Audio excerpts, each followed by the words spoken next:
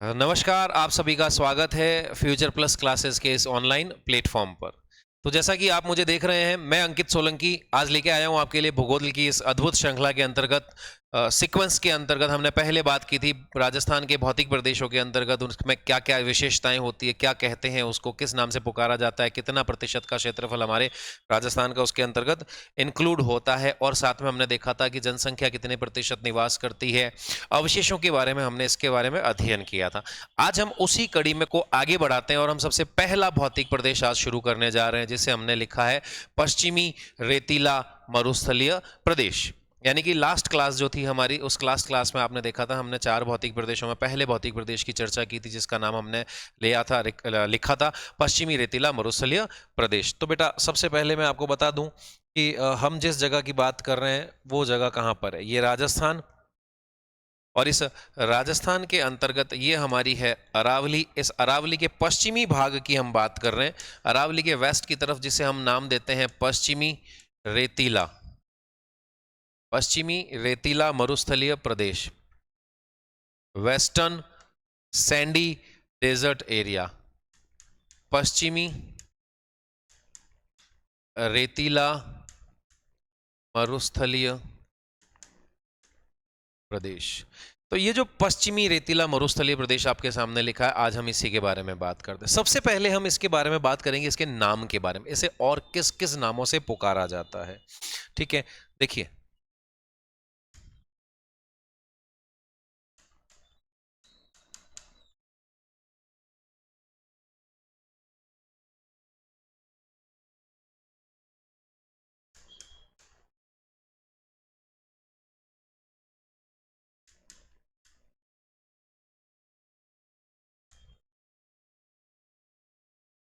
इस मरुस्थलीय प्रदेश को भारत और विश्व में किस नाम से जाना जाता है। सबसे पहले हम देखेंगे कि विश्व स्तर पर अगर हम बात करें तो इस मरुस्थल को कहा जाता है थार का मरुस्थल। थार का मरुस्थल वही पोर्शन है जिसे हम लोग राजस्थान में कहते हैं पश्चिमी रेतीला मरुस्थलीय प्रदेश, और इस पोर्शन को विश्व स्तर पर हम क्या कहते हैं, थार का मरुस्थल। और इसी थार के मरुस्थल को भारतीय संदर्भ में हम लोग लिखते हैं, क्या लिखते हैं भारतीय संदर्भ में, तो भारतीय संदर्भ में लिखते हैं भारतीय महान मरुस्थल। तो भारतीय संदर्भ में हम इसको कहते हैं भारतीय महान मरुस्थल, और विश्व स्तर पर हम इसको कहते हैं थार का मरुस्थल। और यदि मैं राजस्थान की बात करूं तो राजस्थान में इसे पश्चिमी रेतीला मरुस्थलीय प्रदेश कहा जाता है। इसी के साथ में राजस्थान का एक क्षेत्र है जिसका नाम है सरदार शहर। सरदार शहर जो है वो चूरू में पड़ता है, और चूरू जिले के अंतर्गत सरदार जो शहर है, सरदार शहर में पर्टिकुलर सरदार शहर वाले क्षेत्र में इस मरुस्थलीय भाग को हम पुकारते हैं थली।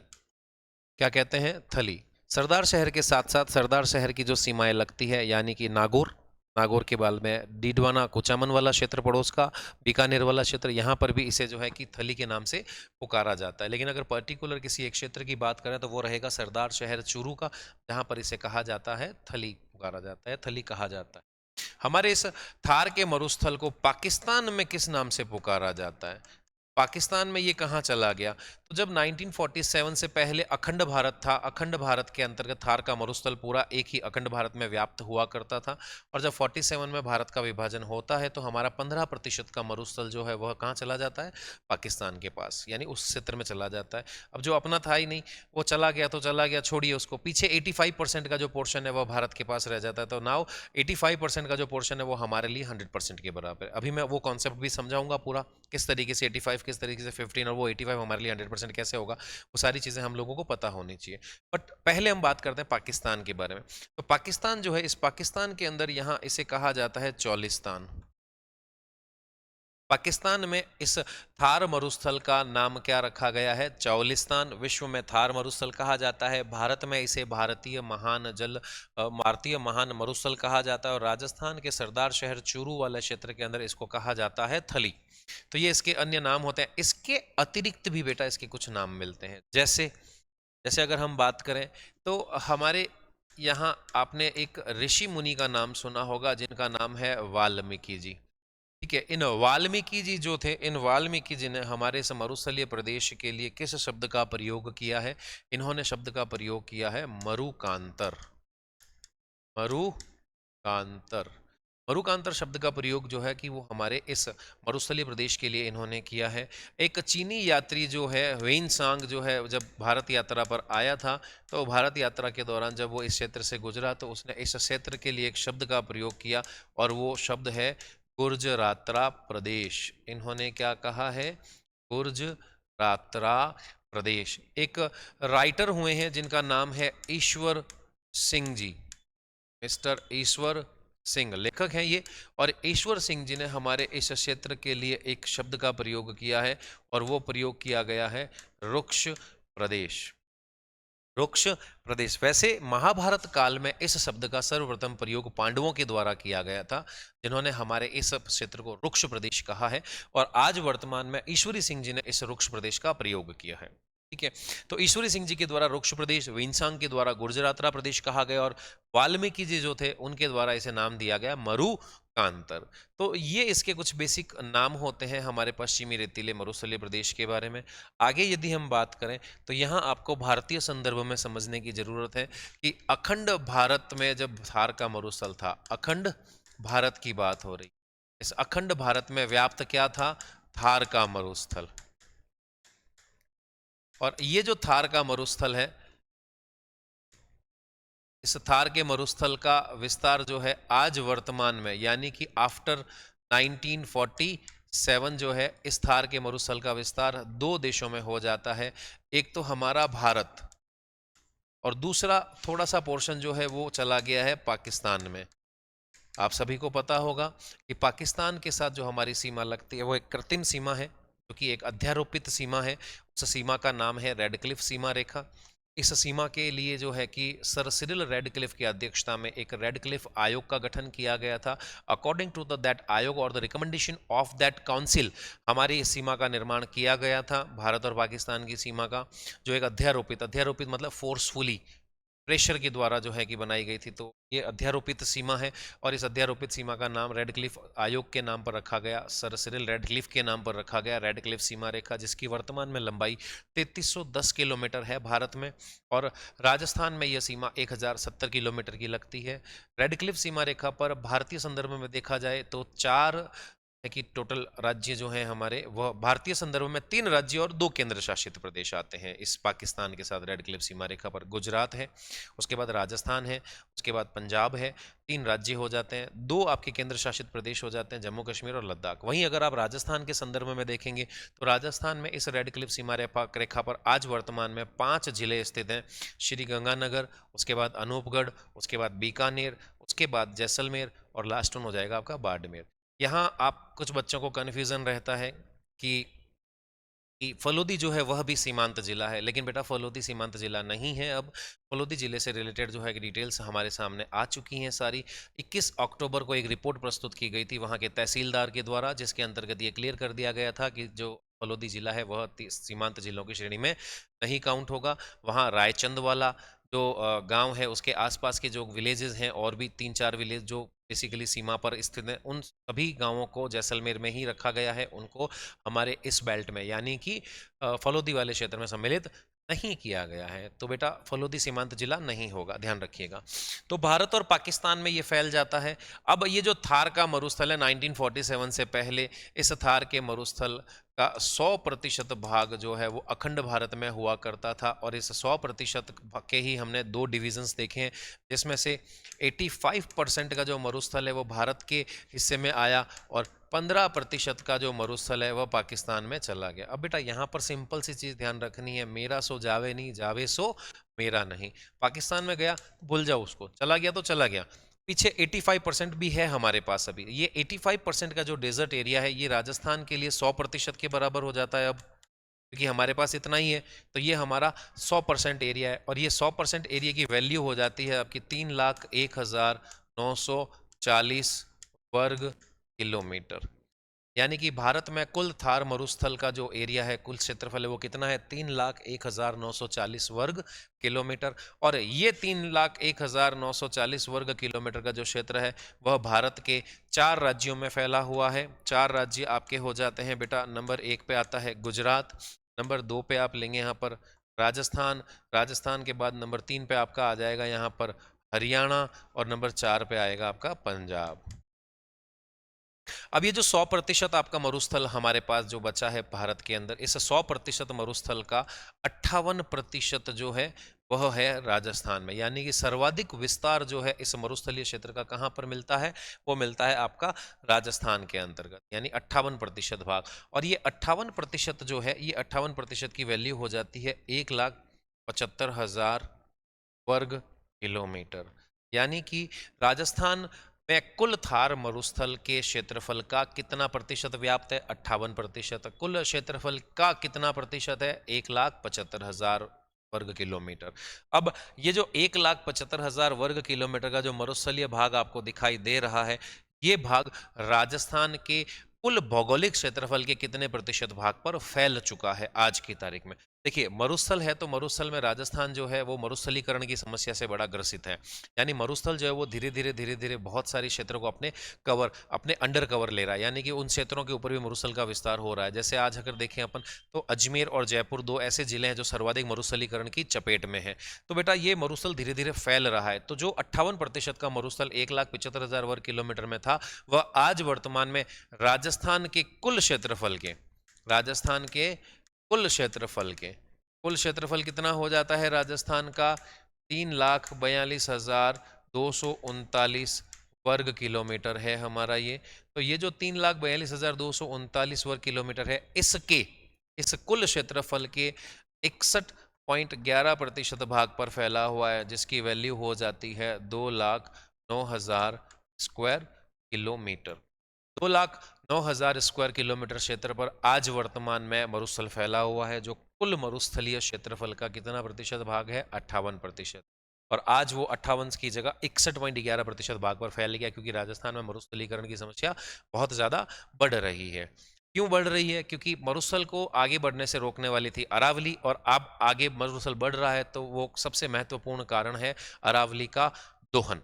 यानी अरावली को जो है कि कई जगह से हम लोगों ने अपने स्वार्थ के लिए जगह जगह से उसको हमने क्या कर दिया? काट दिया है, तोड़ दिया है, उसको यूज कर लिया उसके स्टोन को। तो आज जो अरावली है वो खंडित रूप में हो गई है, और उस वजह से अब मरुस्थल जो है उस अरावली को पार करके आगे पूर्व की तरफ बढ़ रहा है। तो आज वर्तमान तक आपको याद रखना है 61.11% एरिया है, 2,09,000 स्क्वायर किलोमीटर राजस्थान के कुल भौगोलिक क्षेत्रफल का, और मरुस्थलीय क्षेत्रफल का 58% है, जो है 1,75,000 वर्ग किलोमीटर।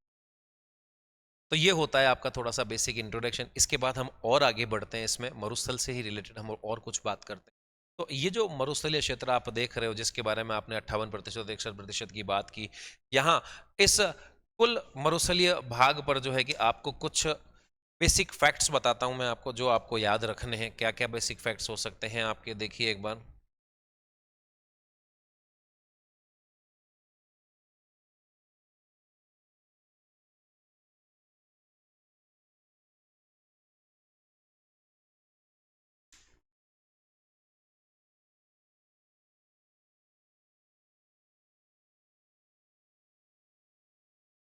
अब यदि मैं बात करूं इस प्रॉपर मरुस्थलीय प्रदेश के बारे में, तो यहाँ आपके सामने एक सवाल आता है कि इसका निर्माण अथवा इसकी उत्पत्ति, निर्माण अथवा इसकी उत्पत्ति कब हुई है? तो बेटा जैसे इतिहास के अंदर हम लोग सन यानी ईयर्स याद करते हैं, उसी तरीके से भूगोल के अंदर जो है कि काल क्रम की एक सारणी होती है, जिसमें प्राथमिक, द्वितीयक, तृतीयक और चतुर्थक युगों में बांटा गया है पूरे समय अवधि को। उसके अंदर भी अलग अलग एराज होते हैं, जैसे जुरासिक काल है, टर्शरी काल है, टर्शरी काल है, पर्मो कार्बोनी काल है, कार्बोनिक काल है, प्री कैम्ब्रियन काल है, कैम्ब्रियन काल है, प्रिस्टोसिन काल है, क्रिटेशियस काल है, बहुत सारे काल हैं। There is a lot of eras in book geography. तो हमें सिर्फ 4 एरा के बारे में ध्यान रखना, जो हमारे 4 भौतिक प्रदेश हैं। उसी में से मैं सबसे पहले आपको मरुस्थलीय एरा के बारे में बता रहा हूँ। मरुस्थलीय जो हमारा जो पश्चिमी रेतीला मरुस्थलीय प्रदेश है, उसका निर्माण या उत्पत्ति किस काल में हुई है? तो आपको यहाँ पर ध्यान रखनी है पर्मो कार्बोनीफेरस, परमो कार्बोनीफेरस काल। परमो कार्बोनीफेरस काल में हमारे इस मरुस्थलीय क्षेत्र की क्या हुई है, उत्पत्ति या निर्माण हुआ है। और जब ये निर्माण हुआ तो जब ये निर्माण हुआ तो उस निर्माण से पहले ये हमारा मरुस्थलीय क्षेत्र जो है वो किसका भाग था। तो हमने अभी बात की थी पिछली क्लास में हमने बात की थी कि पेंजिया जो था हमारा वो अंगारा लैंड और गोंडवाना लैंड और तैतीस सागर में विभक्त हुआ। जब वो सभी एक हुआ करते थे तो अफ्रीका का पूर्वी भाग और भारत का पश्चिमी भाग आपस में कनेक्टेड थे। तो अफ्रीका के पूर्वी भाग पर आज भी विद्यमान है ग्रेट पेलियो आर्कटिक अफ्रीकी मरुस्थल, और वहाँ की मूल संरचना और हमारे थार प्रदेश की मूल संरचना, जैसे मिट्टी, यहाँ की वनस्पति, यहाँ की मिट्टी में पाए जाने वाले जो कि समुद्री जीवों के अवशेष, वो सभी एक दूसरे से मैच करते हैं। तो ये सभी तथ्य हमें ये बताते हैं कि हमारा थार का मरुस्थल जो है वो उसी ग्रेट पेलियो आर्कटिक अफ्रीकी मरुस्थल का पूर्वी भाग है। तो यहाँ भाग में आपको याद रखना है कि हमारा थार मरुस्थल किसका भाग है, तो great paleo Arctic great paleo Arctic अफ्रीकी मरुस्थल का। इसका भाग है ग्रेट पेलियो आर्कटिक अफ्रीकी मरुस्थल का ही कैसा भाग है, तो बेटा ये हो जाता है आपका पूर्वी भाग, ईस्टर्न पार्ट हो जाता है, पूर्वी भाग हो जाता है हमारा। तो उत्पत्ति आपने देखा कब हुई थी कि परमो कार्बोनीफेरस काल में हुई। किसका भाग है ये, कि अफ्रीका के पूर्वी छोर पर स्थित है ग्रेट पेलियो आर्कटिक अफ्रीकी मरुस्थल, और इसी अफ्रीकी मरुस्थल का ये कैसा है, पूर्वी भाग हो जाता है। आगे बढ़ते हैं, इसमें आगे बढ़ते हैं, नेक्स्ट चीज़ हम देखते हैं इसमें और क्या क्या हम लोग ऐड करेंगे। तो ये जो पूर्वी भाग है, इस पूर्वी भाग के बाद आगे की तरफ बात करें अगर, तो बेसिक कंसेप्ट्स के आधार पर मैं कुछ फैक्ट्स आपको बता रहा हूं, जैसे कि इस मरुस्थलीय प्रदेश में मृदा का प्रकार कैसा है, किस प्रकार की मृदा मिलती है आपको यहाँ पर, तो यहाँ पर मिलेगी रेतीली। लेकिन बेटा रेतीली के साथ साथ मृदा में, जैसे मैंने बताया भौतिक प्रदेशों में दिशाओं का बड़ा महत्व होता है, उसी प्रकार से राजस्थान की मृदा संसाधन में रंगों का बड़ा महत्व है। कोई भी मृदा बिना रंग की नहीं है हमारे यहाँ पर। तो रंग के आधार पर भी हम लोगों ने इसको नाम दिए हैं। तो हम इसको नाम देते हैं रेतीली पीली, और इसकी प्रकृति जो है वो बलुई प्रकार की है। बलुई का मतलब होता है बालू रेत जिसके कण बड़े हों। तो रेतीली पीली बलुई मृदा, रेतीली पीली बलुई मृदा, ये हो जाती है यहाँ पर मिलने वाली सॉइल। इस सॉइल के बाद में यदि मैं नेक्स्ट बात करूँ तो यहाँ वर्षा की बात करें हम, तो वर्षा हमारे इस क्षेत्र में होती है 0 से 50 सेंटीमीटर। और अगर मैं यहाँ पर एवरेज रेन की बात करूँ तो औसत वर्षा हमारे यहाँ होती है 25 सेंटीमीटर। वर्षा नॉर्मली कितनी होती है कि 0 से 50, minimum 0 maximum 50 centimetre, but if will be talk about the average rain in eastern western part of the Rajasthan, that is the 25 centimetre only, just अब 25 सेंटीमीटर, 25 सेंटीमीटर की जो वर्षा है वह होती है कहाँ पर, राजस्थान में औसत। और अगर हम एग्रीगेट रेनफॉल की बात करेंगे तो it will started from the zero यानी नील। ऐसे क्षेत्र भी हैं जहाँ पर वर्षा बिल्कुल नहीं होती, जैसे हमारा सम एरिया, सम में बिल्कुल भी वर्षा नहीं होती है। और मैक्सिमम जो रेनफॉल होती है वो हमारी कितनी हो जाती है, 50 सेंटीमीटर हो जाती है मैक्सिमम। ठीक है, तो मिनिमम एंड द मैक्सिमम भी हो गया और एवरेज भी हो गया आपके सामने। मृदा हो जाती है, वर्षा हो जाती है, औसत के बारे में हमने बात कर ली। आगे बात करते हैं यहाँ पर जलवायु कैसी मिलती है। तो हमारा ये जो बेल्ट है, इस बेल्ट के अंतर्गत आपको जलवायु कैसी मिलेगी, तो यहाँ जो जलवायु है वो जलवायु मिलती है बेटा उष्ण कटिबंधीय। उष्ण कटिबंधीय जलवायु जो है वो हमारे इस बेल्ट में मिलती है, यानी कि हमारा जो थार डेजर्ट है वो कैसा रहता है, गर्म रहता है। उष्ण कटिबंध का मतलब होता है वह क्षेत्र जो रेखा से ऊपर 23.5 डिग्री और भूमध्य रेखा से नीचे 23.5 डिग्री, in short I can say between the area of the tropic of cancer and the tropic of Capricorn, कर्क रेखा और मकर रेखा के बीच का जो क्षेत्र होता है वो उष्ण कटिबंध में आता है। तो हमारे थार का डेजर्ट जो है वो कैसा है, उष्ण कटिबंधीय जलवायु का समावेश अपने में रखता है। ठीक है, अच्छा, इस वर्षा, इस मृदा और इस जलवायु के साथ हमारे यहाँ की प्रमुख क्रॉप्स कौन कौन सी हैं, यानी अगर मैं बात करूं तो हम यहाँ पर कौन कौन सी फसलें ले लेते हैं। फसल हमारे यहाँ की मुख्य रूप से फसल होती है हमारे यहाँ की बाजरा। ठीक है, बाजरा, बाजरा के अतिरिक्त जो भी मोटे अनाज हैं आप ले सकते हैं। बाजरा हमारे यहाँ पर सर्वाधिक क्षेत्र में बोया जाता है और सर्वाधिक उत्पादन भी हम इसी का लेते हैं हमारे यहाँ। बाजरे का सर्वाधिक उत्पादन, वैसे जो क्षेत्रफल बोया जाता है बाजरे का सर्वाधिक वो बोया जाता है बाड़मेर जिले में। तो बाजरा, बाजरे के बाद में हम यहाँ पर ले सकते हैं मूंग, मूंग के बाद हम लेते हैं यहाँ पर मोठ, मोठ के बाद हम ले सकते हैं यहाँ पर सरसों, सरसों के बाद में हम लोग यहाँ पर लेते हैं तारा मीरा, तारा मीरा के बाद में हम ले सकते हैं यहाँ पर एक फसल और ले लो जो बड़ी कीमती फसल और बहुत ही इंपॉर्टेंट फसल है, मूंगफली।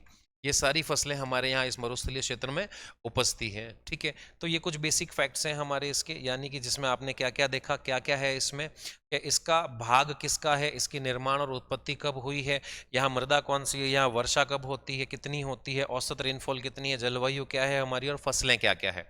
बेटा यहाँ पर आप लोगों को एक चीज़ और ध्यान देने वाली बात है, सबसे इंपॉर्टेंट, कि डेजर्ट एरिया होने के बाद भी हमारे इस क्षेत्र में वनस्पति का विस्तार मिलता है। वनस्पति की अगर हम बात करें तो हमारे इस बेल्ट में वनस्पति का विस्तार भी मिलता है, और हमारे यहाँ पर जो वनस्पति मिलती है वो कैसी होती है, झाड़ीदार, अथवा इसी को क्या कहा जाता है, कटीली वनस्पति। क्या कहते हैं हम इसको, झाड़ीदार अथवा कटीली वनस्पति। बच्चे ध्यान रखिएगा 1874 1864 के अंदर एक वैज्ञानिक हुआ था जिसका नाम था कैंडोल। तो कैंडोल जो सर थे उन्होंने विश्व की संपूर्ण वनस्पति को 5 भागों में विभाजित किया था। जो कैंडोल सर हैं उन्होंने सबसे पहले वनस्पति का वर्गीकरण प्रस्तुत किया था, और अपने वर्गीकरण के अनुसार उन्होंने विश्व की वनस्पति को 5 भागों में बांटा था। नंबर 1 पे उन्होंने रखा था माइक्रोथर्मल, नंबर 2 पे रखा था उन्होंने मेगाथर्मल, नंबर 3 रखा था उन्होंने मेसोथर्मल, नंबर 4 पे उन्होंने रखा था इसमें हेकिस्टोथर्मल, और लास्ट था ज़ेरोफाइट्स। ठीक है, तो 5वें नंबर की जो ज़ेरोफाइट्स वनस्पति है उसके अंतर्गत हमारे इस मरुस्थल की वनस्पति को रखा गया है। यानी कि हमारे मरुस्थलीय वनस्पति को हम कैंडोल के वर्गीकरण के अनुसार क्या कहेंगे, ज़ेरोफाइट्स। ज़ेरोफाइट भी लिख सकते हो, ज़ेरोफाइट्स भी लिख सकते हो, फाइट सिंगुलर हो जाएगा, और फाइट्स तो अगर फाइट लिखते हो तो सिंगुलर है, और फाइट्स लिखते हो तो प्लूरल हो जाएगा, बस इतना ही फर्क है। तो ज़ेरोफाइट्स या ज़ेरोफाइट वनस्पति जो है वह राजस्थान में मिलती है कैंडोल के वनस्पति वर्गीकरण के अनुसार। आगे देखिए, इस झाड़ीदार कटीली वनस्पति, और अगर मैं बात करूं ज़ेरोफाइट वनस्पति के अंतर्गत हमें राजस्थान में मुख्य रूप से कितनी चीज़ें मिलती हैं, 3 चीज़ें हमारे इस मरुस्थलीय क्षेत्र में हम लोगों को प्राप्त होती है। 3 चीज़ों में क्या क्या आता है, देखिए फर्स्ट वन तो आपको यहाँ पर आ जाएगा झाड़ियाँ।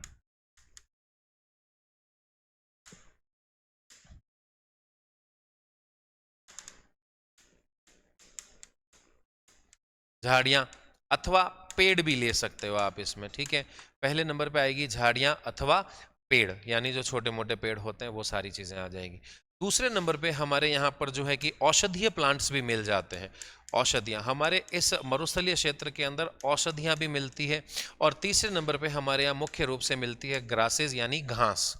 ठीक है, तो हमारे इस मरुस्थलीय प्रदेश में अगर मैं झाड़ियों के बारे में बात करूं, या फिर अगर मैं बात करूं पेड़ या जो भी वनस्पति हमारी बड़े रूप में मिलती है, यहाँ पर क्या क्या हो सकती है। देखिए डेजर्ट एरिया है तो सबसे पहले हम यहाँ पर लिखेंगे राजस्थान का सागवान किसे कहते हैं। राजस्थान का सागवान भी यहीं पर ही होता है। तो राजस्थान का सागवान किसे कहा जाता है, रोहिड़ा। राजस्थान का सागवान रोहिड़ा। राजस्थान का कल्प वृक्ष खेजड़ी, सबने सुन रखा होगा खेजड़ी, है ना। और खेजड़ी से जो है हमें क्या मिलती है, सांगरी मिलती है। और सांगरी से हम राजस्थान में एक सब्जी बनाते हैं जिसे कहा जाता है पंचकूटा, है ना। उस सब्जी में और भी कई सारी ऐसी वैरायटीज ऐड की जाती है जो हमारे मरुस्थल में मिलती है, जैसे कैर, कैर मिलता है हमारे यहाँ पर। उसके बाद हमारे यहाँ पर मिलता है कुमट, कुमट के बाद हमारे यहाँ पर मिलता है गुंदा। ठीक है, तो ये तो हो गया पंचकूटे से रिलेटेड याद रखने वाली चीज़ें। इसके अतिरिक्त और हमारे पास यहाँ पर क्या मिलता है, तो आप देखिए हमारे यहाँ पर बेर मिलता है। ठीक है, हमारे यहाँ पर जाल मिलता है, हमारे यहाँ पर ओग मिलता है, हमारे यहाँ पर जो है कि थोर मिलता है, हमारे यहाँ पर आंक मिलता है। ये सारे पौधे, आंक जो प्लांट होता है जिसमें से व्हाइट कलर का दूध निकलता है ना। तो रोहिड़ा है, खेजड़ी है, कैर है, कुमट है, गोंदा है, बेर है, जाल है, फोग है, थोर है, आंख है। एक हमारे यहाँ पर खीप भी मिलता है, खीप को भी हम लोग यूज़ करते हैं। तो ये बहुत सारी जो वैरायटी है, ये झाड़ी नुमा वनस्पति जो है हमारे यहाँ पर ये मिलती है। ठीक है, अगर मैं औषधियों के अंतर्गत बात करूं तो देखिए औषधियों में हमारे यहाँ पर क्या क्या मिलती है। सबसे इंपॉर्टेंट जो औषधि हमारे यहाँ पर मिलती है, जो हमारे खेतों में भी मिल जाती है, नेचुरली तौर पर उगाती है, उसे कहा जाता है ऊंट कटेला। ऊंट कटेला ये नेचुरल तौर पर हमारे खेतों में कई बार दिखती है हमें। ठीक है, ऊंट कटेला हो जाता है। ऊंट कटेला के बाद हमारे यहाँ पर मिलता है सफ़ेद प्याज, सफ़ेद प्याज। एक हमारे यहाँ पर और औषधि मिलती है जिसका प्रयोग सर्वाधिक कॉस्मेटिक आइटम्स में यानी ब्यूटी प्रोडक्ट्स में किया जाता है, जिसको हम लोग कहते हैं ग्वार पाठा, एलोवेरा कहा जाता है जिसको, है ना।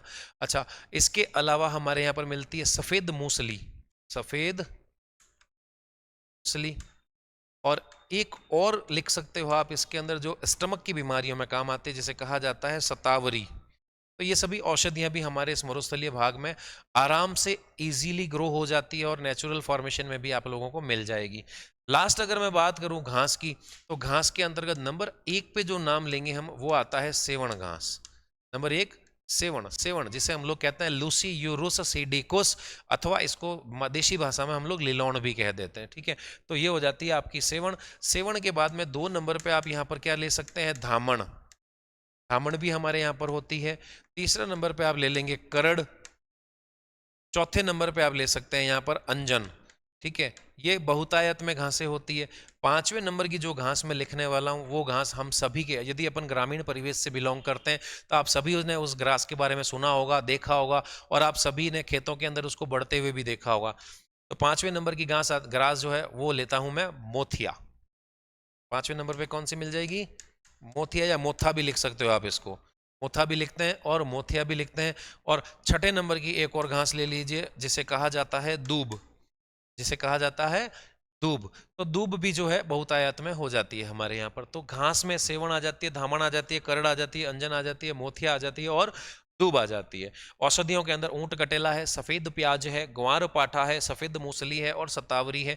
और यहाँ झाड़ीनुमा प्लांट्स के अंदर रोहिड़ा है, खेजड़ी है, कैर है, कुमट है, गोंदा है, बेर है, जाल है, फोग है, थोर, आंख और हीप। और भी कई सारी वनस्पतियां आप लिख सकते हो इसमें, लेकिन मैंने मुख्य मुख्य वनस्पतियों के बारे में आपको बताया है, ठीक है। आगे चलते हैं। इसके बाद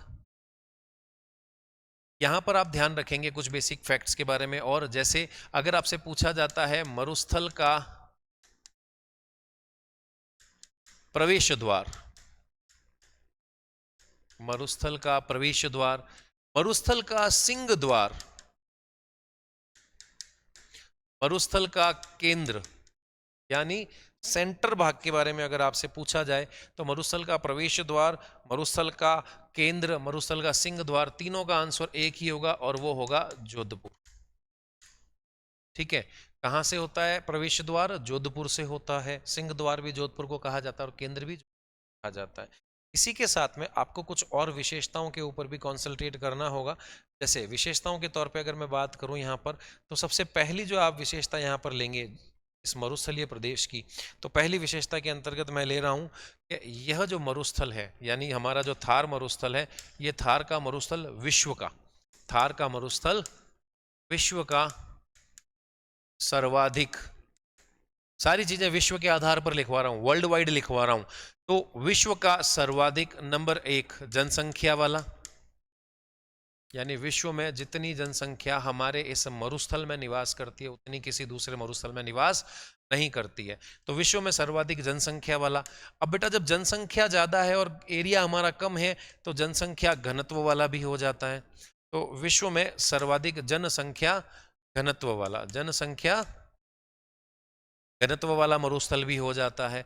अब जब विश्व में सर्वाधिक जनसंख्या है, जनसंख्या घनत्व है, तो जनसंख्या और जनसंख्या घनत्व क्यों होगी यहाँ पर ज्यादा? क्योंकि हमारे यहाँ पर नेचुरल रिसोर्सेज की भरमार है, हमारे यहाँ पर पीने का पानी अवेलेबल है, हम यहाँ पर खाने के लिए भोजन उत्पादन कर सकते हैं, हमारे यहाँ पर मिनरल्स में बहुतायत में मिल जाता है, हमारे यहाँ पर पेट्रोलियम मिलता है, हमारे इस मरुस्थल के अंदर हमें गैसेस की प्राप्ति हो जाती है, मिनरल्स के अंदर हमारे यहाँ पर लोहा मिलता है, खनिज मिलता है, लोहा मिलता है, मैग्नीज मिलता है, हमारे यहाँ पर जिप्सम मिलता है, टंगस्टन मिलता है, फ्लोराइड मिलता है, कैल्साइट मिलता है, फेल्सपार मिलता है। तो बहुत सारा मिनरल्स हमारे इस क्षेत्र के अंदर मिलता है, चूना पत्थर भी मिलता है हमारे बहुतायत में। इसीलिए हमारा जो मरुस्थल है वह विश्व का सर्वाधिक प्राकृतिक संसाधनों वाला मरुस्थल है, प्राकृतिक संसाधनों वाला मरुस्थल है। अगली आप नेक्स्ट जो याद रखेंगे वो रखेंगे विश्व का सर्वाधिक जैव विविधता वाला। इंसान तो इंसान, हमारे यहाँ पर जीवों की भी विविध वैरायटियां यानी विविध प्रजातियां मिल जाती है आपको। तो विश्व का सर्वाधिक जैव विविधता वाला, विविधता, विश्व का सर्वाधिक जैव विविधता वाला मरुस्थल भी यही है हमारा। तो देखिए, विश्व का सर्वाधिक जनसंख्या वाला, विश्व का सर्वाधिक जनसंख्या घनत्व वाला, विश्व का प्राकृतिक संसाधनों वाला, विश्व का सर्वाधिक जैव विविधता वाला, और इन्हीं सभी विशेषताओं के कारण इस हमारे मरुस्थल को क्या कहा जाता है? विश्व का शक्ति ग्रह। क्या कहते हैं इसको? विश्व का शक्ति ग्रह, वर्ल्ड्स पावर हाउस के नाम से पुकारा जाता है इसको। कि विश्व का शक्ति ग्रह किसे कहा जाता है? विश्व का शक्ति ग्रह कहा जाता है हमारे इस थार के मरुस्थल को कहा जाता है। तो बेटा, ये छोटा सा एक लिटिल सा ट्रेलर कह सकते हो या छोटा सा डेमो कह सकते हो कि हमारे यहाँ पर किस गुणवत्ता की स्टडी आपको मिलेगी फ्यूचर प्लस के इस मंच पर। तो आपने देखा, तो मैं आपसे उम्मीद करूंगा कि यदि आपको अच्छा लगे, पसंद आए, तो आप वीडियो को पूरा देखा, आपने पूरा देखें, आगे से आगे शेयर करें। और यदि आप ऑफलाइन बैचेस को ज्वाइन करना चाहते हैं तो आप सभी का स्वागत है फ्यूचर प्लस के इस प्लेटफॉर्म पर। आपको किसी प्रकार की कोई समस्या नहीं होगी, यहाँ पर आप आसानी से अपना जो है कि स्टडी कंप्लीट करेंगे और एक अच्छे मुकाम पर पहुँच एक अच्छी जॉब प्राप्त करेंगे और अपनी लाइफ को सिक्योर करेंगे। तो बेटा, इसी आशा के साथ कि जो मैंने प्रयास किया है वो आपको पसंद आया होगा, और उम्मीद करता हूं कि जो जो बच्चे देख रहे हैं, जिन जिन बच्चों ने देखा है या जो जो बच्चे देखेंगे, उन सभी से कभी ना कभी, किसी न किसी दिन, जल्द से जल्द जो है इसी क्लासरूम के अंदर मुलाकात होगी। तो आपके इंतजार में हम लोग यहाँ बैठे हैं। जल्द से जल्द अगर आप एडमिशन लेना चाहें तो फ्यूचर प्लस क्लासेस में नए बैचेस स्टार्ट होने जा रहे हैं, आप ज्वाइन करें। और यदि आप ऑनलाइन कोर्सेज परचेज करना चाहते हैं तो वो भी आप देख सकते हैं, जिसका ट्रेलर अभी आपने देखा है। ठीक है, तो इसी के साथ मैं आज अपनी वाणी को देता हूं विराम। शुक्रिया, थैंक यू सो मच, धन्यवाद।